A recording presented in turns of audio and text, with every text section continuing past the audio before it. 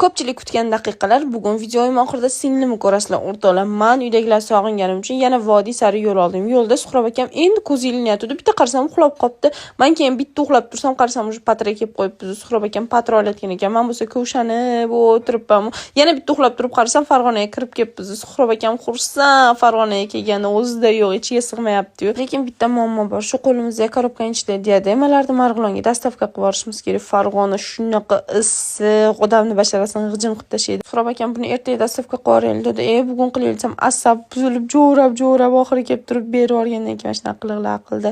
Mayli dedimda qarasam har xil mevalar уже Farg'onada chiqib yotibdi. Toshkentda ham bor, faqat qimmat. Dorchilar qani desam, keyin esimga tushib ketdi. Kecha Toshkentda ko'rdim dorchilarni. Bo'ldi, bor pulim berdim, yo'qolib ketdi, haydab yubordi. Oxiri o'zi ham qo'yni aynib ketgan, nima balomanda. Albatta, hazil komandamizning boshi bo'lgani uchun, ustozim bo'lganligi uchun meni har tomonlama yaxshi tushunadi. Shuning uchun biz Suhrob aka bilan yaxshi chiqishamiz.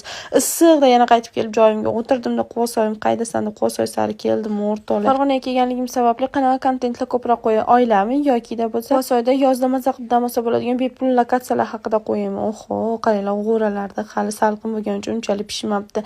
Eshik berk ekan, chaqirsam singlim chiqdi. Singlim bilan ko'rishdim va nihoyat uyimni hidini hidlab uyga kirib keldim o'rtoqlar.